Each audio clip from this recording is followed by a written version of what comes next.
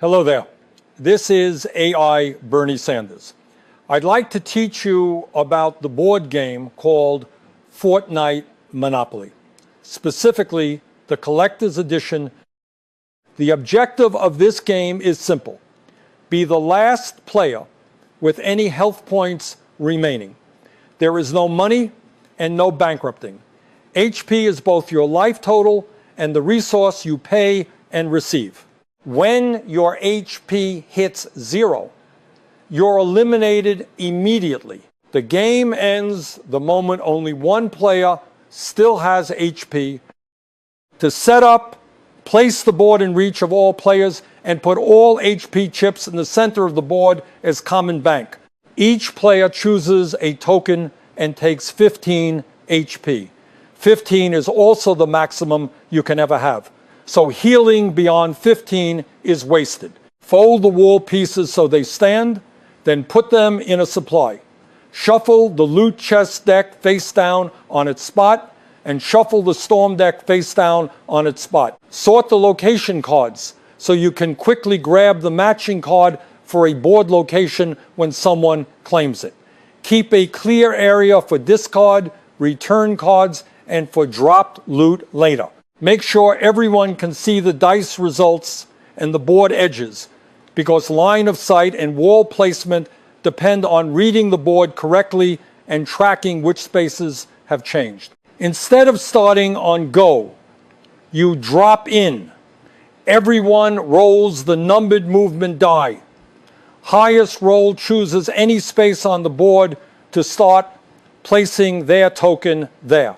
Next highest chooses, and so on until all tokens are placed. You do not resolve the effect of the space you started on just for being placed there. Your first actual turn begins from that spot and proceeds normally. On your turn, you roll 2 dice, the number die for how many spaces to move, and the action die for a Fortnite-style effect. You must complete both movement and the action result each turn, but you may choose the order. That sequencing is powerful. You might heal first to avoid elimination risk, attack first to finish someone before they can recover, or remove a wall first to change where your movement stops. After you move, resolve the space you land on unless it is covered by the storm. If you pass go during movement, you normally gain 2 HP from the bank. But in the late game, the storm can change or shut off that benefit depending on how go is affected in your gameplay. Also, every time a player passes go, that player must draw a storm card and do what the card says at the end of that player's turn. So passing go speeds up the game clock. HP changes hands constantly. You gain HP from certain spaces, for example, Cozy Campfire, from certain action die results, aka rolling a bandage, and from some loot chest cards. You lose HP when you pay for landing on an opponent's claimed location, when you land on damaging spaces, when you suffer storm penalties, and when you are hit by attacks.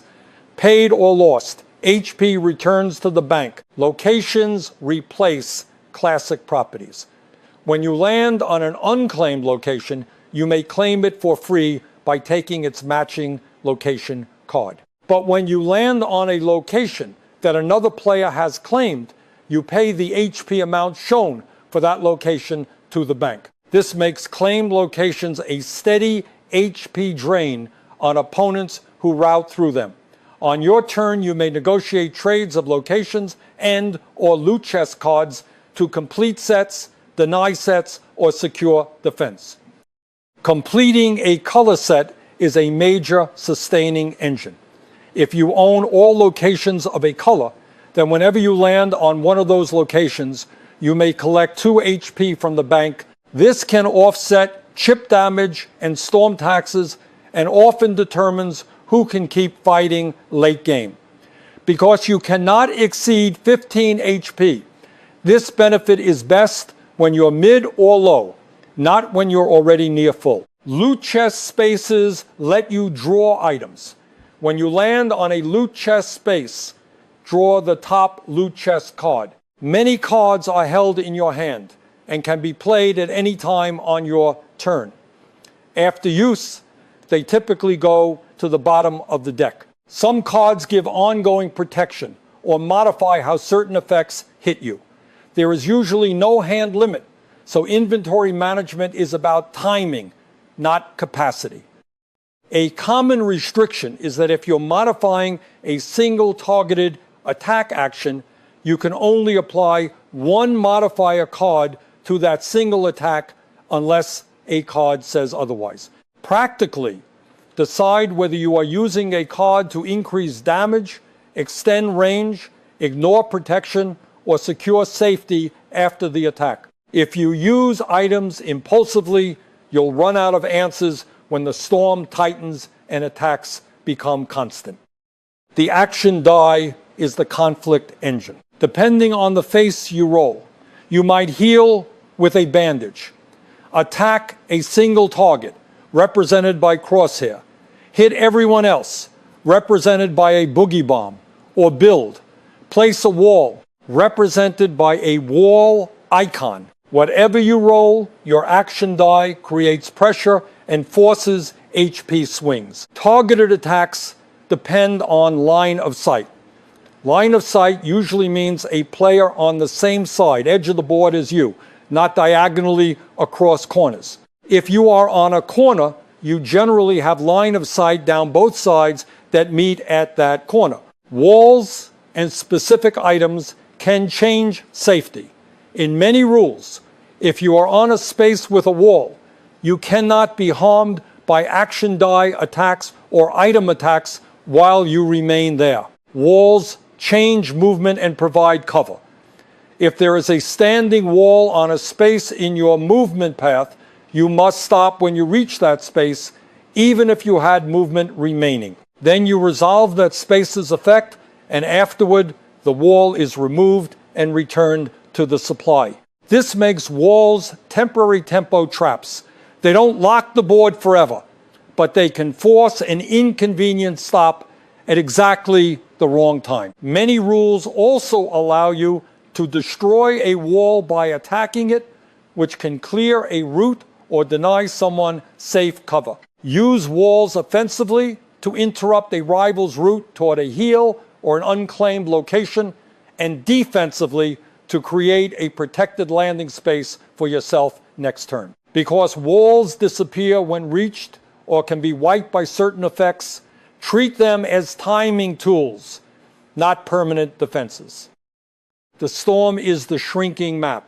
Like I said earlier, whenever a player passes go, that player flips the top storm card at the end of their turn and follows it to mark new storm spaces. Storm spaces stay that way permanently. If you land on a storm-covered non-location space, you usually pay a flat storm penalty, commonly 2 HP, and do not perform the printed action of that space. If you land on a storm-covered location, you usually pay the higher storm cost shown on that location card. The storm also has a fairness exception. If the storm covers the space you are currently standing on because someone else passed go, you typically do not pay the landing penalty immediately. You only pay the storm penalty when you land on a storm space during your own movement. Practically, this means you can sometimes ride out the storm if it closes in under you, but you must plan your next move carefully to avoid stepping onto additional storm spaces. Some spaces are straightforward utility. Cozy campfire heals you when you land there. Damage trap makes you pay HP when you land there. Free parking is usually a no-effect rest space. Special travel spaces, like vehicles, may move you to the next unclaimed location and let you claim it for free, but they often specify that you do not gain HP for passing go during that special move. Always apply the printed or card text for the exact space you used. Jail is not a safe bunker. If you are sent to jail, move to the in-jail space immediately. While in jail, you can often still be attacked, so treat it as a delay, not immunity. On your next turns, you typically either pay 2 HP to leave at the start of your turn or attempt to roll a specific number to escape for free. After a limited number of failed attempts, you usually leave for free and move using your last roll. Some versions also let the storm influence jail. If the storm takes the jail space while you're there, you may be released without the normal cost. The key decision is whether paying HP now is safer than staying vulnerable in place. If you're low, paying to exit can prevent getting chipped to 0 before you even move. If you're high, gambling on a roll might be fine if it preserves HP for the end game. Elimination reshapes the board. When a player reaches 0 HP, remove their token. Any loot chest cards they were holding are dropped on the space where they lost their last HP.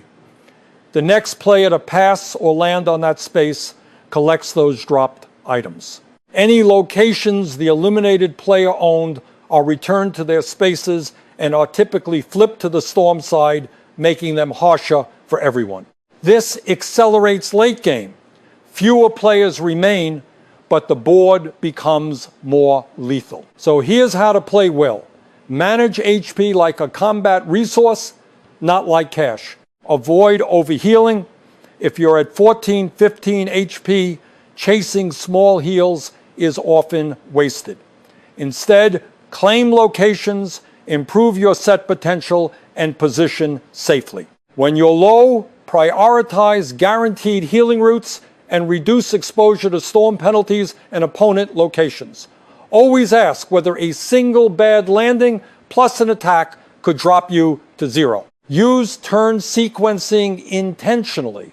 If your action die can heal you, healing first can prevent elimination from an unlucky landing. If your action die can attack, consider whether moving first gives you a better line of sight or puts you on a wall for cover afterward. If you can place a wall, consider dropping it in a lane where an opponent is likely to travel next turn, especially just before a valuable claim or a healing space they need. Play for sets, but don't tunnel. Completing a color set is powerful because it creates repeatable 2 HP recovery. Yet trading to complete a set can be risky if it gives an opponent an even better set or hands them lethal items. Evaluate trades by net survival. Will this trade raise your expected HP over the next 2 or 3 turns, and will it prevent an opponent from stabilizing? If a trade makes the leader stronger, it's usually a trap. Choose targets to convert damage into elimination, not just annoyance. Chip damage matters most when it forces someone into storm landings, makes them unable to pay a location cost, or sets up a knockout. Finishing a player can be a double win because you remove a competitor and potentially scoop their dropped loot. Conversely, avoid dying in a busy lane where the leader will immediately pick up your best cards. Treat the storm as a pacing level. Passing go gives you HP in the short term, but it also advances the storm and increases the map's passive damage. If you're ahead, accelerating the storm can lock in your advantage by reducing opponents' recovery time. If you're behind, slow the storm by avoiding unnecessary laps and by choosing routes that do not force you to chase go healing at the cost of flipping more storm cards. Think like a Fortnite endgame. Position, cover, and timing. Walls are your temporary cover and your tempo traps. Loot is your toolkit, so spend it when it secures a set, a heal, or an elimination, rather than hoarding forever. Keep your HP above the danger threshold, plan 2 turns ahead to avoid storm clusters, and you'll win more often by simply being the one who never gives the table an easy knockout. So with all that being said, go to your local Walmart, get yourself a copy of Fortnite Monopoly, and have fun giving L's to your little brothers and cousins. Thank you for your time and have a good day.